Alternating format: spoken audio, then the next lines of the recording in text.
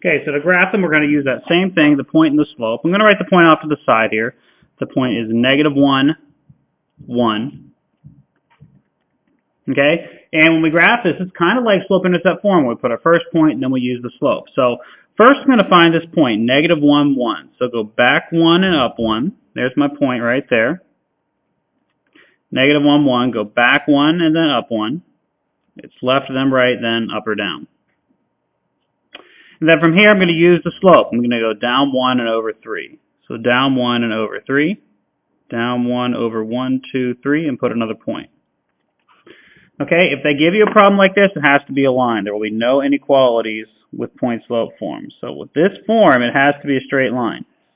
They're not allowed to give you inequalities on this one.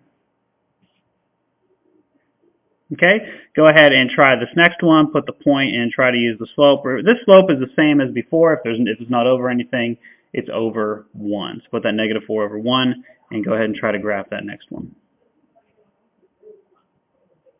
Okay, so let's see. My point is -1, -5. So -1, -5. My first point is right there. Now I need to go down 4 and over 1, and I could kind of guesstimate that it's right there. Down 4 and over 1. But you could also go up 4 and over 1 so long as you go backwards. Okay, so that point right there would work as well. That pattern will keep continuing forever and ever and ever, and it'll still be on the same line.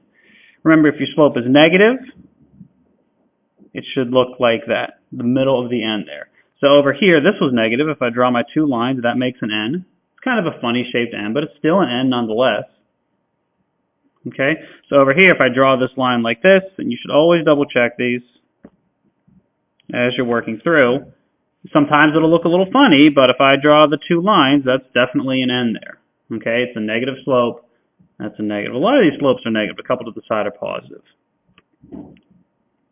Okay, so that is graphing with point-slope form. First graph the point, then use the slope to find the next point. Go ahead and try the rest of those. There's a couple in the back as well.